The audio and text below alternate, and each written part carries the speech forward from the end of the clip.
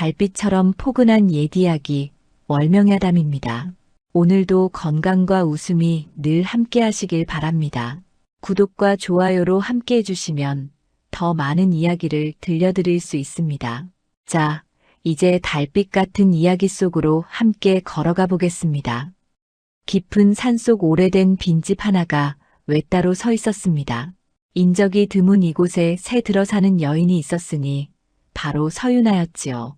유나는 말수가 적고 사람들과 어울리길 꺼렸지만 약초와 침술에는 남다른 재주가 있었습니다. 마을 사람들은 그녀의 기이한 솜씨를 알고 있었지요. 몸이 아프거나 다친 일이 생기면 은근히 산골집을 찾아와 그녀의 손길을 빌려갔습니다. 촌장 정혜호는 유나를 처음 본 날부터 무언가 범상치 않다 여겼습니다. 허름한 옷차림이었으나 걸음걸이며 말투에서 풍기는 기품이 예사롭지 않았지요. 분명 양반가에서 자란 여인임이 분명했습니다. 하지만 혜호는 깊이 캐묻지 않았습니다. 누구에게나 남에게 밝히기 어려운 사연이 있는 법, 굳이 상처를 들추어낼 필요는 없다고 여긴 것이지요. 봄볕이 따스하던 어느 날이었습니다. 유나는 평소처럼 산자락을 거닐며 약초를 캐고 있었지요. 그런데 멀지 않은 곳에서 신음소리가 들려왔습니다. 유나는 소리나는 쪽으로 발걸음을 옮겼습니다. 산길 한켠에 한 사내가 쓰러져 있었지요. 다리에 피가 흐르고 있었습니다. 아이고, 이게 어인 일입니까? 유나는 재빨리 다가가 사내의 상처를 살폈습니다. 다행히 깊지는 않았지만 손을 쓰지 않으면 골물 것 같았지요. 유나는 품고 있던 천조각을 꺼내 상처를 묶어주었습니다. 조금만 참으십시오. 사내가 희미하게 눈을 떴습니다. 그의 이름은 진도하, 마을의 장부 일을 맡아보는 이였지요. 도하는 흐릿한 시야 속에서 자신을 돌보는 여인의 모습을 보았습니다. 단아한 얼굴에 조용히 빛나는 눈동자가 참으로 고왔지요. 고맙습니다. 도하가 간신히 말을 건넸으나 유나는 대답 없이 묵묵히 상처를 다스렸습니다. 상처 부위를 깨끗이 닦아내고 약초를 으깨어 발라준 뒤 새천으로 단단히 동여매었지요. 그제야 유나는 조용히 입을 열었습니다. 이틀쯤 지나면 나으실 겁니다. 물에 적시지 마십시오. 말을 마친 유나는 곧바로 자리에서 일어났습니다. 도하가 채 인사도 제대로 건네기 전에 그녀는 이미 등을 돌리고 있었지요. 도하는 황급히 말했습니다. 아니, 잠깐만 기다려 주십시오. 성함이라도 여쭤봐야 하지 않겠습니까? 하지만 유나는 대꾸 없이 산길을 따라 사라져갔습니다. 도하는 그 뒷모습을 멍하니 바라보았지요. 어딘지 모르게 슬퍼 보이는 등이었습니다. 마치 무언가로부터 도망치듯 사람의 손길을 피하려는 듯한 모습이었지요. 며칠이 흘렀습니다. 도하는 마을 장부 일을 보러 촌장을 찾아갔습니다. 혜온의 집 마당에서 장부를 정리하고 있는데 누군가 대문 밖에서 목소리를 냈지요. 촌장님 계십니까? 아, 유나로구나. 어서 들어오거라. 도하는 깜짝 놀라 고개를 들었습니다. 바로 며칠 전 자신을 구해준 그 여인이었지요. 유나는 문지방을 넘어 마당으로 들어섰습니다. 도하와 눈이 마주쳤지만 그녀는 아무런 내색 없이 시선을 거두었습니다. 마을 아이가 열병을 앓고 있다 하셨지요? 그래, 급한 일이라 불렀네. 좀 봐주겠는가? 유나는 고개를 끄덕이고 안채로 향했습니다. 도하는 그녀의 뒷모습을 지켜보았지요. 걸음걸이 하나하나가 예사롭지 않았습니다. 허리를 곧게 세우고 걷는 자세며 손을 모으는 방식까지 분명 양반가에서 익힌 몸가짐이었습니다. 한참 뒤 유나가 안채에서 나왔습니다. 혜온이 물었지요. 어떠한가? 풍안에 걸린 것 같습니다. 약을 다려 먹이면 나을 겁니다. 유나는 품에서 약초 몇 가지를 꺼내 혜온에게 건넸습니다. 그리고는 다시 발걸음을 재촉했지요. 도하가 황급히 일어서며 말했습니다. 저 며칠 전 일은 정말 감사했습니다. 유나가 잠시 걸음을 멈췄습니다. 하지만 뒤돌아보지는 않았지요. 별일 아닙니다. 그리고는 다시 성큼성큼 걸어 나갔습니다. 도하는 아쉬운 마음에 그녀를 불러 세우고 싶었으나 차마 그러지 못했습니다. 왠지 모를 경계심이 그녀의 온몸에서 느껴졌기 때문이지요. 혜온이 도화를 보며 빙그레 웃었습니다. 저 애는 원래 저러네. 말수도 적고 사람을 멀리하지. 하지만 마음씨만큼은 따뜻한 아이야. 촌장님, 저 낭자는 대체 어디서 온 겁니까? 글쎄, 나도 잘 모르네.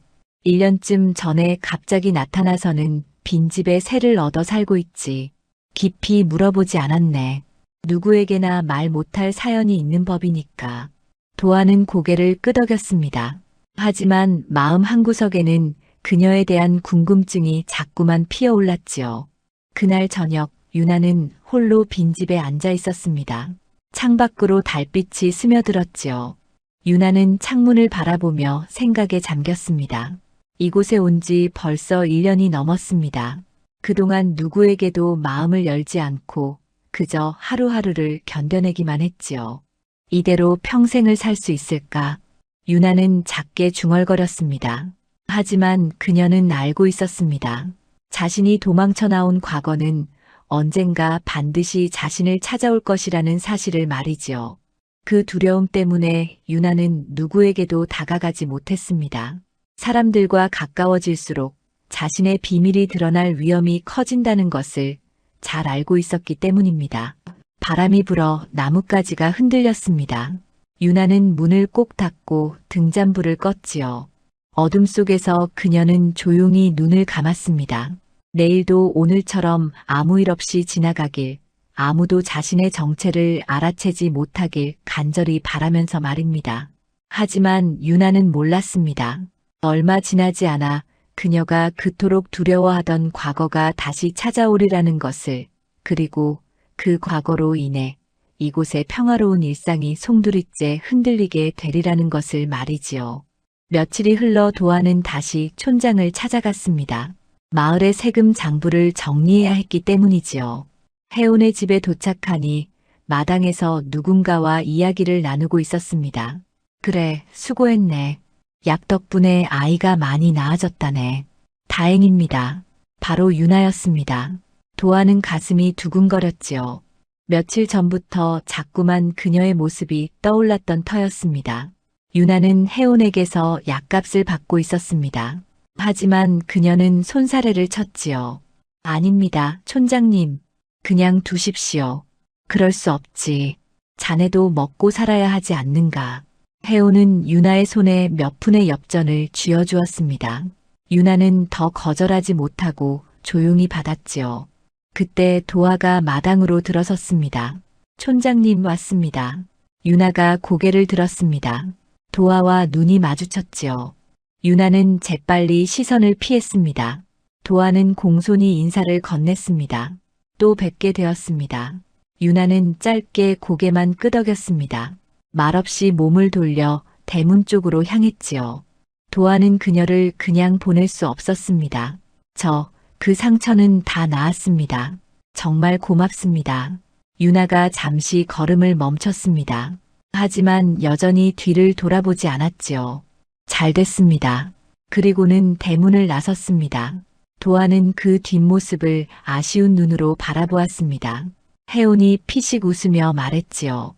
자네, 그 애가 신경 쓰이는 모양이로구먼. 아닙니다. 그저 은인이라 감사할 뿐입니다. 허허, 그런가. 하지만 저 애는 마음을 열기가 쉽지 않네. 무슨 깊은 사연이 있는 게 분명하니까. 도화는 그 말을 듣고 더욱 궁금증이 생겼습니다. 유나가 조용히 말하는 말투, 바른 자세, 깊은 눈빛 하나하나가 예사롭지 않았지요. 분명 양반가에서 배운 법도였습니다. 그런 여인이 어찌하여 이 깊은 산골에 홀로 숨어 지내는 것일까요? 닷새쯤 지났을 때였습니다. 도화는 마을 어귀를 지나다가 우물가에서 유나를 다시 보게 되었습니다. 유나는 물동이에 물을 길어 올리고 있었지요. 그런데 그 옆에는 어린 하초림이 쪼르르 붙어서 제잘거리고 있었습니다. 언니, 저번에 준 약초로 엄마 두통이 싹 나았어요. 그래, 다행이구나. 언니는 정말 신기해요. 어떻게 그렇게 잘 알아요? 유나는 초림의 머리를 쓰다듬으며 부드럽게 웃었습니다. 도아는 멀찍이 서서 그 모습을 지켜보았지요. 다른 사람들에게는 단단히 마음의 문을 걸어 잠그던 유나가 초림에게만큼은 살갑게 대하고 있었습니다. 초림아, 궁금한 게 있으면 언제든 물어보렴. 정말요? 그럼 언니는 어디서 왔어요? 순간 유나의 표정이 굳었습니다. 하지만 초림의 티 없이 맑은 눈동자를 보자 다시 부드러워졌지요. 먼 곳에서 왔단다. 언니 가족은요? 없단다. 그럼 외롭겠어요. 제가 언니 동생 해줄게요. 초림이 유나의 손을 꼭 잡았습니다. 유나는 마음 한구석이 뜨거워짐을 느꼈지요. 오랜 시간 혼자였던 그녀에게 이 아이의 순수한 호의는 한 줄기 빛과도 같았습니다. 고맙구나, 초림아. 도아는 그 광경을 보며 조용히 미소 지었습니다. 그리고 슬며시 자리를 떴지요. 유나를 놀라게 하고 싶지 않았기 때문입니다. 그날 저녁, 도아는 혜운을 찾아가 넌지시 물었습니다. 촌장님, 서유나 낭자에 대해 조금 더 여쭤봐도 되겠습니까? 왜, 자네 정말 그 애가 마음에 드는가? 그런 것이 아니라 어딘지 걱정이 됩니다. 혼자 사는 여인이 저리 사람을 피하니 말입니다. 혜운은 담뱃대를 물고 한참을 생각하다가 입을 열었습니다. 나도 확실히는 모르네만 저 애를 처음 봤을 때 느낌이 심상치 않았네. 옷은 남루했지만 몸가짐이 예사롭지 않더군. 양반가 규수가 분명했지. 그런데 혼자 이런 산골까지 왔다는 건 무슨 일이 있었다는 뜻 아니겠는가. 혹시 누군가에게 쫓기는 건 아닐까요? 그럴 수도 있지. 하지만 깊이 캐묻지는 않았네. 누구에게나 말 못할 사연은 있는 법이니까. 도아는 고개를 끄덕였습니다. 하지만 마음속으로는 다짐했지요. 만약 유나에게 위험한 일이 생긴다면 자신이 도와주리라 말입니다. 며칠 후였습니다. 마을 장터에서 초림이 유나를 만났습니다. 초림은 신이 나서 유나에게 달려왔지요. 언니, 오늘 장에 나오셨어요? 응, 약초를 좀 팔러 왔단다. 저도 심부름 왔어요. 같이 다녀요. 초림은 유나의 손을 잡고 장터를 이리저리 돌아다녔습니다. 유나는 아이의 밝은 모습을 보며 절로 웃음이 났지요. 초림과 함께 있으면 잠시나마 무겁던 마음이 가벼워지는 듯 했습니다. 언니는 뭔가 특별해 보여요. 초림이 다시 한번 말했습니다. 유나는 고개를 갸웃했지요. 왜 자꾸 그런 소리를 하느냐? 말투도 그렇고 걷는 것도 그렇고 다른 사람들이랑 달라요. 마치 양반댁 아씨 같아요. 유나는 순간 가슴이 철렁했습니다. 하지만 태어난 척 웃어 넘겼지요. 그냥 예전에 양반댁에서 일했을 뿐이란다. 그래도 언니는 정말 좋아요. 저는 언니가 제일 좋아요. 초림의 천진난만한 말에 유나는 마음이 따뜻해졌습니다. 이 아이만큼은 진심으로 자신을 대해주고 있었지요. 유나는 초림의 머리를 다시 한번 쓰다듬었습니다. 나도 초림이가 좋구나. 그날 유나는 처음으로 마음을 조금 열었습니다. 초림이라는 작은 빛이 그녀의 다친 마음에 작은 틈을 만들어준 것이지요. 하지만 유나는 알지 못했습니다. 이 작은 틈이 곧 더 큰 변화의 시작이 되리라는 것을, 그리고 머지않아 자신의 과거가 이곳까지 찾아오리라는 것을 말입니다. 보름쯤 지난 어느 날이었습니다. 마을에 낯선 행차가 들어섰지요. 앞서거니 뒤서거니 하인들을 거느린 한 사내가 말을 타고 나타났습니다. 비단 두루마기에 옥으로 만든 각근을 찬 것이 제법 부유해 보이는 행색이었지요. 저기가 이 고을 촌장댁이라 하던가. 예, 나리. 저 기와집입니다. 사내의 이름은 방신우였습니다. 지방의 부호로 이름난 자였지요. 그는 이곳저곳 땅을 사들이며 재산을 불려가고 있었습니다. 이번에도 마을 일대의 땅을 사들이려 찾아온 것이었지요. 정혜호는 대문 밖에 선 방신우를 맞이했습니다. 어서 오십시오. 먼 길 오시느라 수고하셨습니다. 아닙니다. 촌장께서 반겨주시니 고맙습니다. 방신우는 겉으로는 공손하고 인심 좋은 듯 굴었습니다.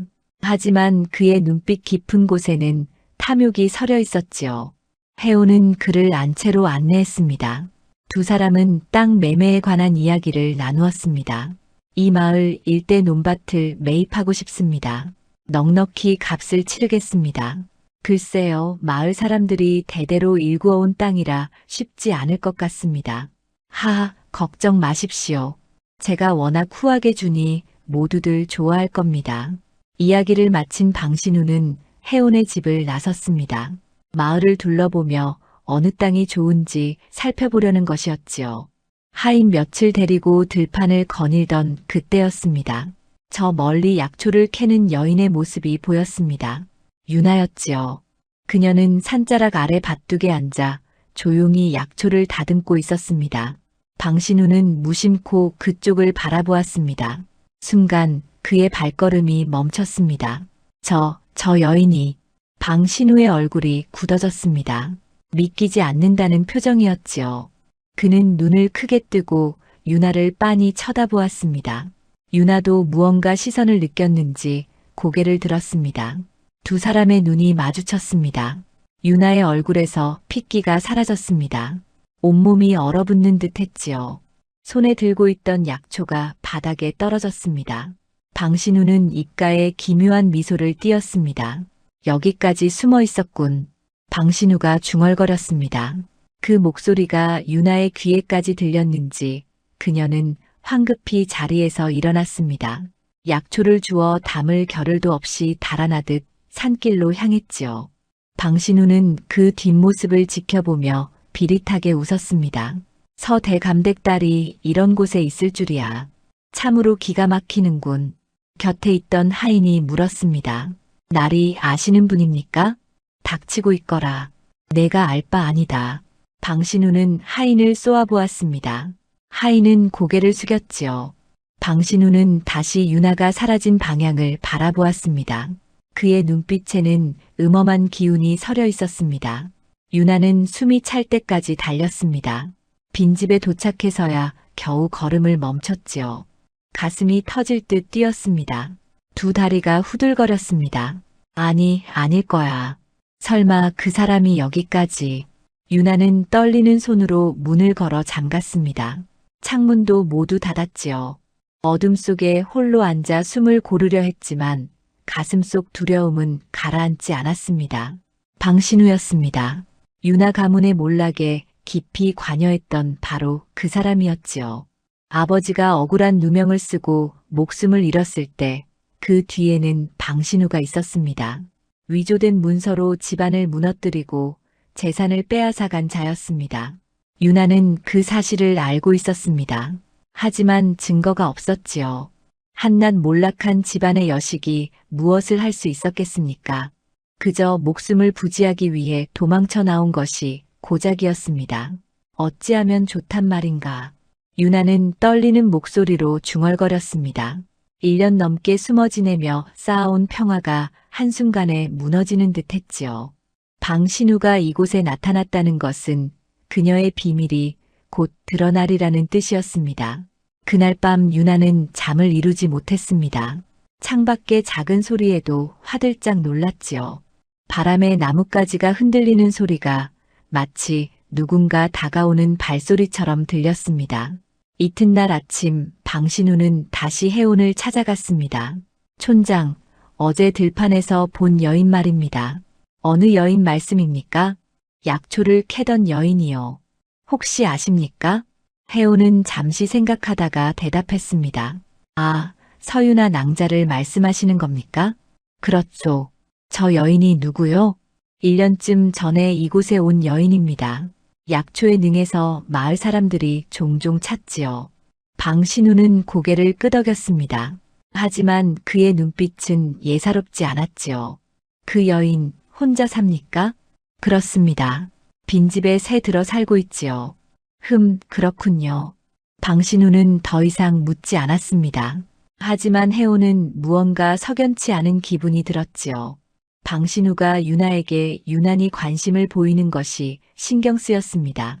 그날 저녁 유나는 창틈으로 밖을 살폈습니다.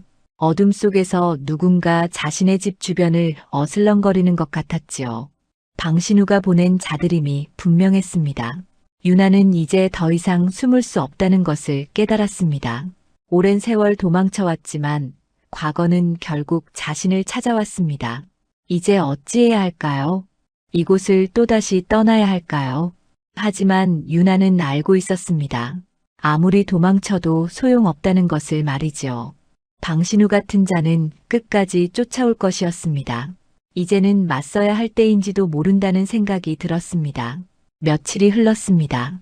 방신우는 마을을 떠나지 않았지요. 주막에 머물며 마을 이곳저곳을 돌아다녔습니다. 겉으로는 땅을 사들이려는 것처럼 보였지만 실상은 유나의 주변을 맴돌고 있었습니다.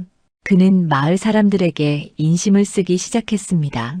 장터에 나가서는 아이들에게 엿을 사주고 어른들에게는 술을 대접했지요. 사람들은 그를 후한 양반이라 여기며 좋아했습니다. 이야, 나리께서 참 인심이 후하시구먼. 그러게 말일세. 저런 분이 땅을 사신다면 나쁠 것 없지 않겠나. 하지만 방신우의 속내는 따로 있었습니다. 마을 사람들의 입을 통해 유나에 대한 정보를 캐내려는 것이었지요. 그는 특히 마음이 약한 사람들을 골라 접근했습니다. 농부 하만수가 그 중 한 명이었습니다.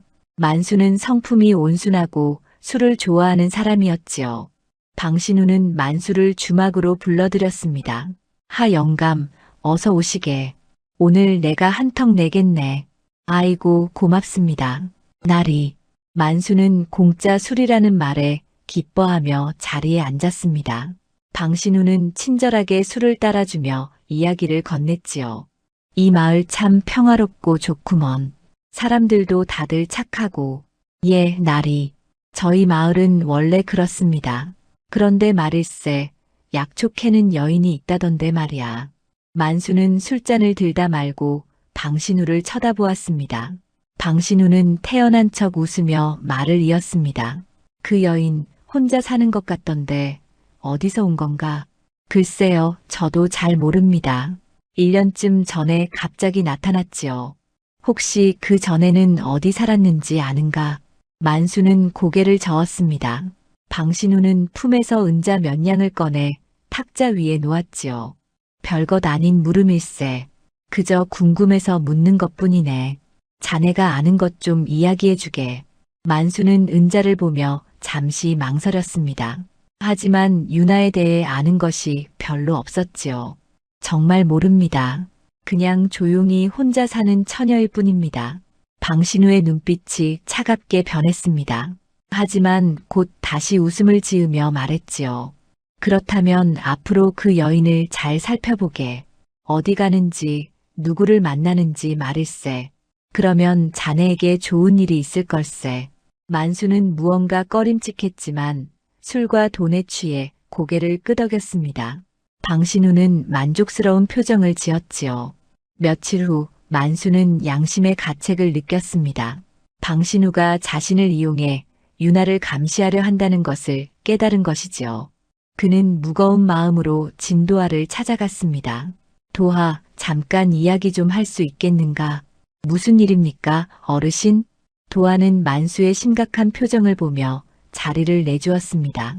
만수는 한참을 망설이다가 입을 열었지요. 저 서유나 낭자 말일세. 낭자가 어째서요? 박나리께서 그 여인에 대해 자꾸 묻더군. 무언가 심상치 않네. 도하의 얼굴이 굳어졌습니다. 만수는 방신우와 나눴던 이야기를 털어놓았습니다. 도하는 이야기를 듣고 나서 침통한 표정을 지었지요. 그 여인 그냥 평범한 처녀는 아닌 듯하네. 만수가 조심스럽게 말했습니다. 도하는 고개를 끄덕였습니다. 알고 있었습니다. 유나 낭자에게 분명 숨겨진 사연이 있을 것이라 짐작했지요. 자네는 어찌할 생각인가? 지켜봐야지요. 만약 위험한 일이 생긴다면 제가 도와야 합니다. 도하는 단호하게 말했습니다. 만수는 도하의 눈빛을 보며 고개를 끄덕였지요. 이튿날 도하는 유나를 찾아갔습니다. 유나의 집 앞에 서서 조심스럽게 불렀습니다. 낭자 계십니까? 한참 후에야 문이 조금 열렸습니다. 유나가 경계하는 눈빛으로 도하를 바라보았지요. 무슨 일입니까? 잠깐 이야기를 나눌 수 있겠습니까? 유나는 잠시 망설이다가 문을 열었습니다. 하지만 도화를 안으로 들이지는 않았지요. 두 사람은 마당에 서서 이야기를 나눴습니다. 요즘 방신우라는 자가 낭자에 대해 묻고 다닌다 합니다. 유나의 얼굴이 하얗게 질렸습니다. 도화는 조심스럽게 말을 이었지요. 혹시 낭자께서 그 사람과 무슨 일이 있으신 겁니까? 아무 일도 없습니다. 유나는 고개를 돌렸습니다. 하지만 떨리는 목소리가 그녀의 두려움을 드러내고 있었지요. 도화는 한 걸음 다가가며 진심을 담아 말했습니다. 믿고 말씀해 주십시오. 제가 도울 수 있습니다. 유나는 도화를 바라보았습니다. 그의 눈빛에는 진정성이 담겨 있었지요. 하지만 유나는 단호하게 고개를 저었습니다. 도움은 필요 없습니다. 그냥 가주십시오. 하지만 낭자께서 위험에 처해 있다면 제 일은 제가 알아서 합니다. 유나는 목소리를 높였습니다. 그리고는 황급히 문을 닫아버렸지요. 도화는 굳게 닫힌 문을 바라보며 한숨을 쉬었습니다. 하지만 도화는 포기하지 않았습니다. 유나가 거절해도 그는 그녀를 지켜보기로 마음먹었지요. 멀리서라도 그녀를 지켜야겠다고 다짐했습니다. 그날 밤 유나는 홀로 앉아 생각에 잠겼습니다. 도화의 진심 어린 눈빛이 자꾸만 떠올랐지요. 누군가 자신을 지키려 한다는 사실이 그녀의 마음을 크게 흔들어 놓았습니다. 오랜 시간 혼자였던 그녀에게 그것은 너무나 낯선 감정이었습니다. 밤마다 방신우는 사람을 풀어 유나의 집 주변을 살폈습니다. 그의 압박은 날이 갈수록 심해졌지요. 유나는 더 이상 견딜 수 없다는 것을 깨달았습니다. 어느 날 밤 유나는 결심을 굳혔습니다. 더 숨어 지낼 수 없었지요. 그녀는 조심스럽게 집을 나서 정혜원의 집으로 향했습니다. 달빛만이 그녀의 길을 비추고 있었습니다. 혜원의 집에 도착한 유나는 대문을 두드렸습니다. 촌장님 계십니까?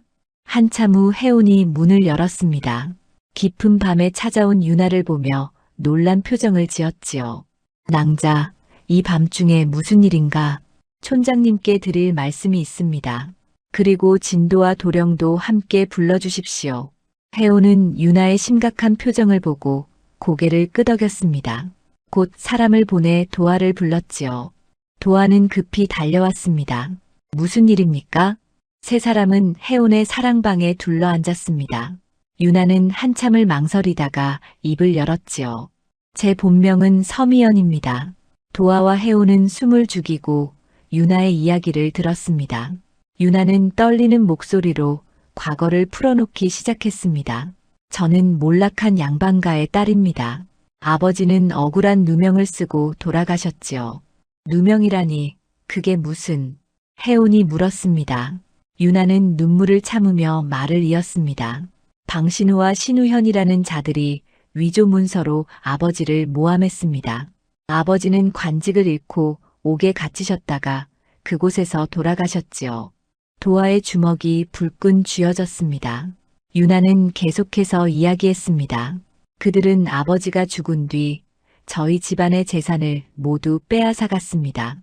어머니도 그 충격으로 병을 얻어 돌아가셨지요. 저만 겨우 살아남았습니다. 그래서 이곳까지 도망쳐 온 것이었군요. 도화가 말했습니다. 유나는 고개를 끄덕였지요. 이름을 바꾸고 숨어 지냈습니다. 그런데 방신우가 이곳에 나타난 겁니다. 이제는 더 도망칠 곳도 없습니다.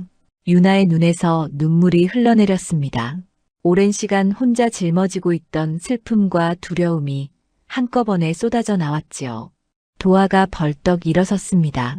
분노가 그의 얼굴에 가득했습니다. 낭자가 짊어진 억울함, 이제는 우리가 바로 잡아야지요. 혜원도 엄숙하게 고개를 끄덕였습니다. 그렇네. 이런 부당한 일을 그냥 둘 수는 없지. 유나는 황급히 두 사람을 말렸습니다. 아닙니다. 방신우는 권세 있는 자입니다.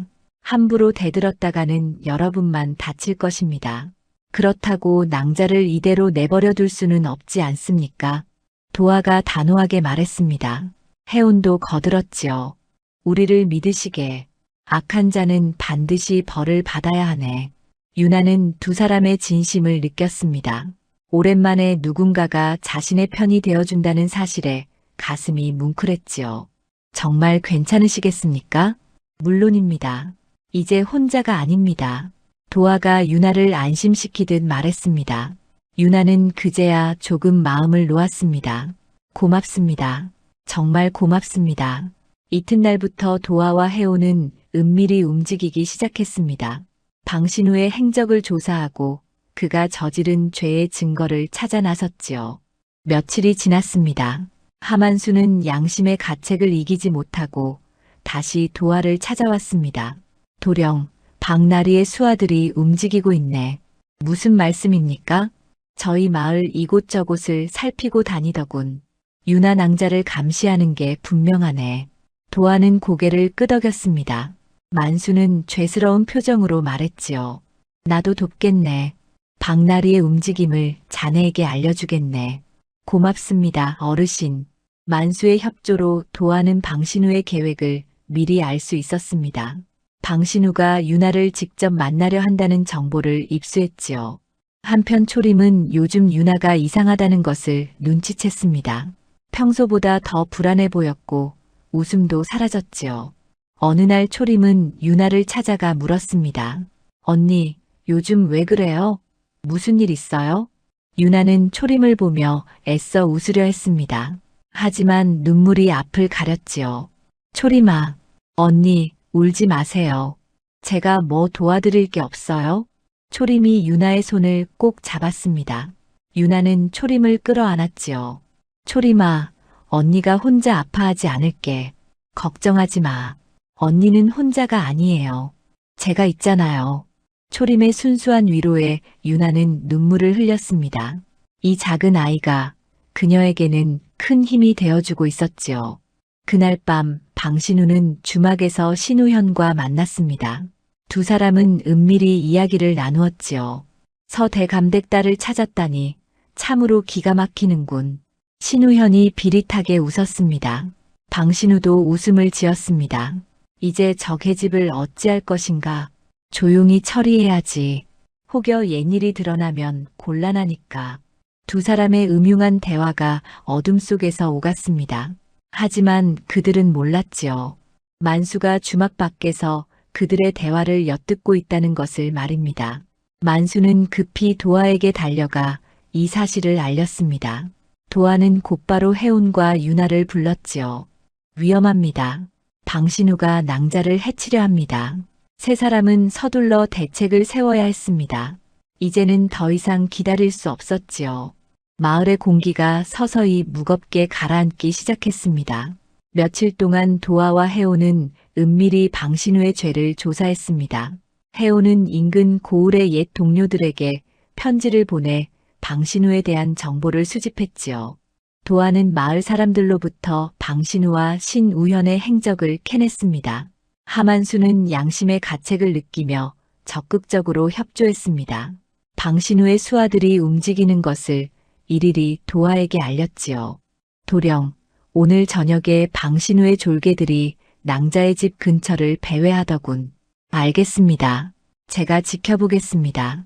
도아는 밤마다 유나의 집 근처에 숨어서 그녀를 지켰습니다. 방신우의 수하들이 나타나면 몰래 쫓아가 그들의 대화를 엿들었지요. 어느 날 밤 도아는 중요한 정보를 얻었습니다. 방신우와 신우현이 주막에서 만나 이야기를 나누는 것을 목격한 것이지요. 서대감을 모함했던 그 문서들 아직 남아있는가? 걱정 말게. 모두 태워버렸네. 하지만 혹시 모르니 조심해야 하네. 저 계집이 무슨 짓을 할지 모르니까. 도아는 이빨을 악물었습니다. 그들이 유나의 아버지를 모함한 것이 확실했지요. 하지만 증거가 없다는 것이 문제였습니다. 한편 초림은 유나가 점점 수척해지는 것을 보며 마음 아파했습니다. 어느 날 초림은 유나를 찾아가 울먹이며 말했습니다. 언니, 혼자 아파하지 말아요. 유나는 초림을 꼭 안아주었습니다. 처음으로 약한 모습을 드러냈지요. 초림아, 미안하구나. 언니가 너를 걱정시켰구나. 언니는 나쁜 일 없을 거예요. 제가 매일 기도할게요. 초림의 순수한 위로가 유나의 마음을 조금이나마 녹였습니다. 유나는 눈물을 흘리며 초림을 꼭 껴안았지요. 그 사이 방신우는 유나에게 압박을 강화했습니다. 마을 곳곳에 졸개들을 풀어 유나의 일거수일투족을 감시했지요. 유나는 집 밖으로 나가는 것조차 두려워졌습니다. 어느 날 유나가 장터에 나갔을 때였습니다. 방신우의 수하 하나가 일부러 그녀 앞을 가로막았지요. 이 길은 지나갈 수 없소. 왜 못 지나갑니까? 나리께서 이 자리에 물건을 놓으신다 하셨소. 유나는 할 수 없이 돌아가야 했습니다. 방신우는 이런 식으로 유나를 괴롭혔지요. 장터에서 물건을 사지 못하게 하고 우물가에도 가지 못하게 막았습니다. 마을 사람들도 이상한 분위기를 눈치챘습니다. 요즘 마을 공기가 무겁지 않은가? 그러게 말일세. 박나리가 오고 나서부터 이상해졌어. 해오는 마을 사람들을 모아 이야기를 나누었습니다. 여러분, 요즘 마을에 좋지 않은 일들이 일어나고 있습니다. 촌장님, 무슨 말씀이십니까? 서유나 낭자를 아시지요? 그 낭자가 지금 공경에 처해 있습니다. 해오는 조심스럽게 유나의 사연을 설명했습니다. 물론 모든 것을 다 밝히지는 않았지요. 다만 유나가 억울한 일을 당했고 방신우가 그녀를 괴롭히고 있다는 것만 이야기했습니다. 마을 사람들은 놀라며 수군거렸습니다. 그런 일이 있었다니. 낭자가 우리를 많이 도와줬는데 우리가 가만히 있어서는 안 되지 않겠나? 맞는 말이네. 우리가 낭자를 도와야지. 마을 사람들은 유나를 도울 방법을 의논하기 시작했습니다. 평소 유나에게 도움을 받았던 이들이 많았기에 모두들 그녀의 편을 들었지요. 하지만 방신우도 가만히 있지 않았습니다. 그는 마을에 소문을 퍼뜨렸지요. 저 여인은 죄인의 딸이요. 함부로 거들었다가는 모두 화를 입을 것이요. 방신우의 협박에 일부 사람들은 겁을 먹었습니다. 마을은 유나를 돕자는 쪽과 관여하지 말자는 쪽으로 나뉘었지요. 도아는 이 모습을 보며 안타까워했습니다. 하지만 포기하지 않았지요. 해운과 함께 계속해서 증거를 모았습니다. 어느 날 도아는 인근 고을에서 온 편지 하나를 받았습니다. 해운의 옛 동료가 보낸 것이었지요. 편지에는 중요한 내용이 적혀 있었습니다. 방신우와 신우현이 여러 양반가를 무너뜨렸다는 소문이 있습니다. 하지만 증거가 없어 처벌받지 않았지요. 혹시 증인을 찾을 수 있다면 관아에 고발할 수 있을 것입니다. 도아는 이 편지를 해운에게 보여주었습니다. 두 사람은 희망을 품었지요. 증인을 찾아야 합니다. 그렇네. 분명 어딘가에 그들의 죄를 아는 사람이 있을 것일세. 그날 밤 유나는 도아와 해운을 만났습니다. 도아가 말했지요. 낭자, 조금만 더 견디십시오. 우리가 반드시 증거를 찾아낼 것입니다. 유나는 두 사람을 바라보며 고개를 끄덕였습니다. 눈가에 눈물이 맺혔지요. 고맙습니다. 여러분이 아니었다면 저는 진작 무너졌을 겁니다. 낭자는 혼자가 아닙니다. 우리가 함께 있습니다. 해운도 다정하게 말했습니다. 유나는 오랜만에 따뜻함을 느꼈지요. 하지만 그들은 몰랐습니다. 방신우가 곧 결정적인 수를 두려 한다는 것을 말입니다. 마을의 공기는 점점 더 무겁게 가라앉고 있었습니다. 충분한 증거가 모이자 정혜호는 관아에 정식으로 고발장을 올렸습니다. 방신우와 신우현이 서양반 집안들을 모함하고 재산을 빼앗은 죄를 낱낱이 적었지요. 해운의 옛 동료들이 보내온 증언도 함께 첨부했습니다. 며칠 뒤 관아에서 사람들이 마을에 도착했습니다. 관복을 입은 관리들과 포졸들이었지요. 마을은 순식간에 술렁거렸습니다. 관아에서 사람들이 왔다. 무슨 일이 벌어진 거야? 관리들은 곧장 방신우가 머물고 있는 주막으로 향했습니다. 방신우는 아침 식사를 하고 있었지요. 관리가 그 앞에 섰습니다. 방신우, 그대를 고발하는 장계가 올라왔소. 관아로 함께 가야겠소. 방신우의 얼굴이 굳어졌습니다. 하지만 곧 억지 웃음을 지으며 말했지요. 무슨 말씀이십니까? 제가 무슨 죄를 지었다고 그러십니까? 서대감 집안을 모함하고 재산을 빼앗은 죄요. 자세한 것은 관아에서 밝히시오. 방신우는 당황했지만 태연한 척했습니다. 그는 관리들을 따라 나섰지요. 마을 사람들은 그 광경을 지켜보며 수군거렸습니다. 관아에 도착한 방신우는 신문을 받았습니다. 하지만 그는 끝까지 부인했지요. 저는 아무 죄도 짓지 않았습니다. 이것은 모함입니다. 관리는 고개를 저었습니다. 그리고 다른 사람을 불러들였지요. 바로 신우현이었습니다. 신우현도 함께 붙잡혀 온 것이었습니다. 신우현, 그대는 방신우와 함께 서대감을 모함했다는 증언이 있소. 신우현은 벌벌 떨었습니다. 그는 방신우보다 간이 작은 사람이었지요. 관리의 엄한 신문 앞에서 결국 무너지고 말았습니다. 용서해 주십시오. 제가 잘못했습니다. 그대가 저지른 일을 모두 말하시오. 신우현은 떨리는 목소리로 모든 것을 털어놓았습니다. 서대감을 모함하기 위해 문서를 위조한 것, 방신우와 함께 재산을 나눠 가진 것, 모든 악행이 밝혀졌지요. 모두 방신우의 계획이었습니다. 저는 그저 따랐을 뿐입니다. 방신우는 신우현을 노려보았습니다. 하지만 이미 늦었지요. 진실이 드러난 것입니다. 소식을 들은 유나는 해온의 집으로 달려갔습니다. 도화도 그곳에 있었지요. 정말입니까? 그들이 잡혔다는 것이? 그렇습니다, 낭자. 신우현이 모든 것을 자백했습니다. 도화가 기쁜 표정으로 말했습니다. 유나는 믿기지 않는다는 듯 눈물을 흘렸지요. 드디어 아버지의 억울함을 풀 수 있게 되었군요. 해온이 유나의 손을 잡아주었습니다. 이제 낭자도 평안하게 살 수 있을 것이네. 하지만 일은 여기서 끝나지 않았습니다. 궁지에 몰린 방신우는 마지막 발악을 했지요. 관아에서 마을로 돌아오는 길에 포졸들을 따돌리고 도망쳤습니다. 방신우가 도망쳤다. 소식을 들은 도화는 황급히 유나를 찾아갔습니다. 유나는 집에 있었지요. 낭자, 위험합니다. 방신우가 도망쳤습니다. 유나의 얼굴이 하얗게 질렸습니다. 바로 그때였습니다. 문이 거칠게 열리며 방신우가 나타났지요. 서미연. 방신우는 눈에 핏발이 선 채 유나를 노려보았습니다.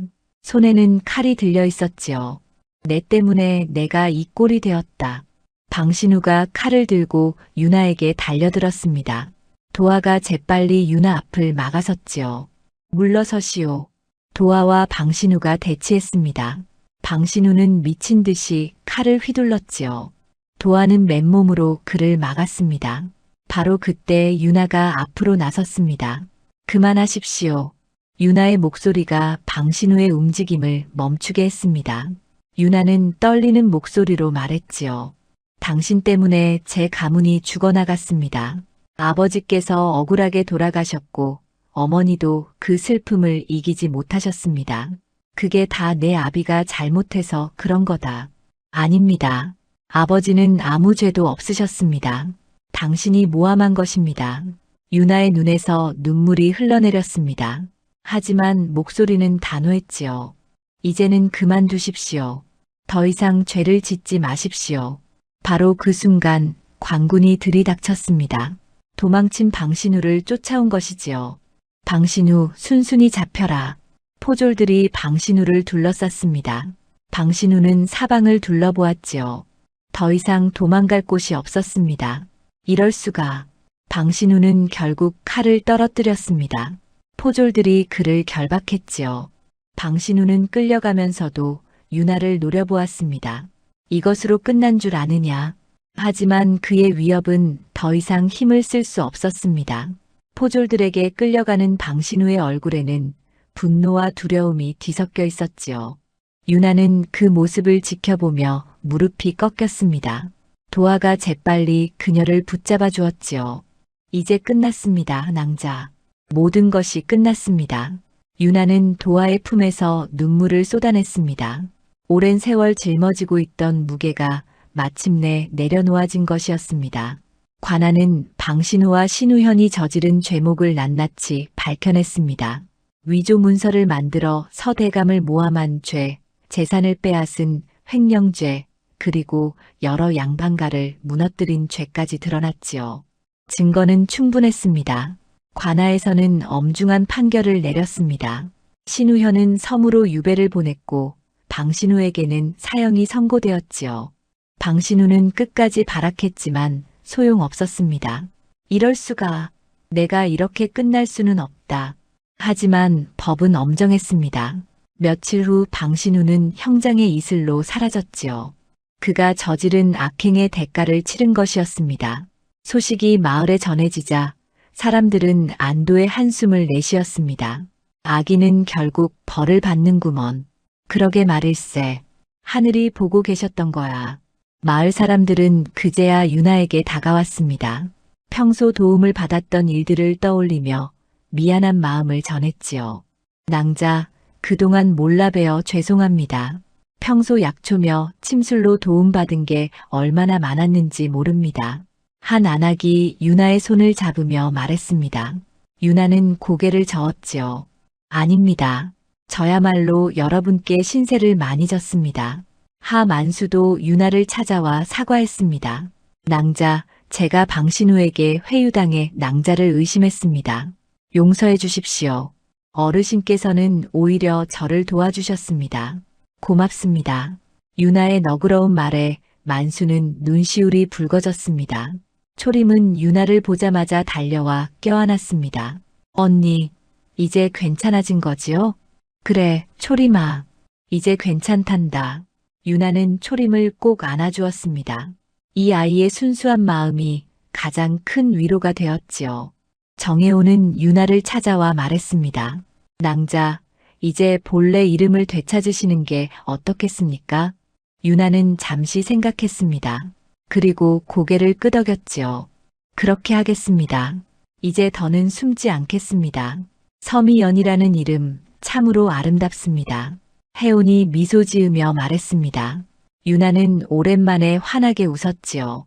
며칠 후 도아는 유나를 찾아갔습니다. 유나는 집안 마당에서 약초를 다듬고 있었습니다. 예전과 같은 모습이었지만 표정만큼은 훨씬 밝아져 있었지요. 낭자, 잠깐 이야기를 나눌 수 있겠습니까? 그러십시오.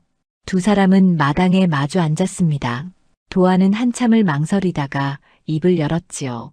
이제 낭자의 짐을 함께 나누고 싶습니다. 유나는 도아를 바라보았습니다.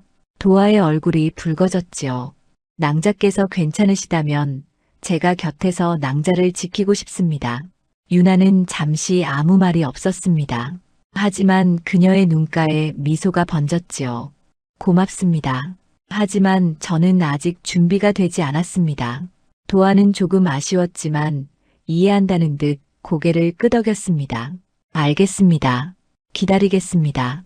제가 다시 저 자신을 찾을 때까지 조금만 기다려 주십시오. 도아는 환하게 웃으며 대답했지요. 얼마든지 기다리겠습니다. 봄이 지나고 여름이 왔습니다. 유나는 다시 서미연이라는 이름으로 마을에서 살아갔지요. 사람들은 그녀를 서낭자라 불렀습니다. 유나는 이제 사람들을 피하지 않았습니다. 마을 사람들과 어울리며 웃기도 하고 초림과 함께 들판을 거닐기도 했지요. 그녀의 얼굴에는 평화로움이 깃들어 있었습니다. 어느 날 유나는 아버지의 묘소를 찾았습니다. 오랜만에 찾은 묘 앞에서 그녀는 무릎을 꿇었지요. 아버지, 억울함을 풀었습니다.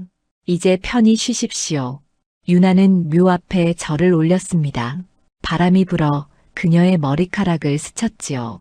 마치 아버지가 그녀를 어루만지는 듯 했습니다. 이제 저도 새로운 삶을 살겠습니다. 유나는 일어서서 하늘을 바라보았습니다. 푸른 하늘에 흰 구름이 떠다니고 있었지요. 억울함을 바로잡은 산골에는 따뜻한 바람이 불어왔습니다. 마을로 돌아오는 길에 유나는 도아를 만났습니다. 도아는 그녀를 보며 환하게 웃었지요. 어디 다녀오시는 길입니까? 아버지 묘소에 다녀왔습니다. 그러셨군요. 두 사람은 나란히 마을로 걸어갔습니다. 초림이 멀리서 손을 흔들고 있었지요. 언니, 도아 아저씨. 초림이 달려와 유나의 손을 잡았습니다. 유나는 초림의 손을 꼭 잡고 조용히 미소를 지었습니다. 해가 지고 노을이 마을을 물들였습니다. 유나는 자신의 집 앞에 서서 노을을 바라보았지요. 오랜 세월 도망치고 숨어 지냈지만 이제는 다릅니다. 이제 그녀에게는 지켜줄 사람들이 있었고 함께할 사람들이 있었습니다. 유나는 새로운 삶을 향해 조용히 걸음을 내디뎠습니다. 과거의 아픔은 가슴 한켠에 남아 있었지만 이제 그것이 그녀를 짓누르지는 않았지요. 오히려 더 강하게 만들어 주었습니다. 산골 마을에는 평화가 찾아왔습니다. 악인은 벌을 받았고 억울함은 풀렸으며 선한 사람들은 보상을 받았지요. 유나는 이제 당당하게 자신의 이름을 밝히고 사람들과 함께 웃으며 살아갈 수 있게 되었습니다. 그리고 그녀의 곁에는 언제나 그녀를 지켜주는 사람들이 있었습니다.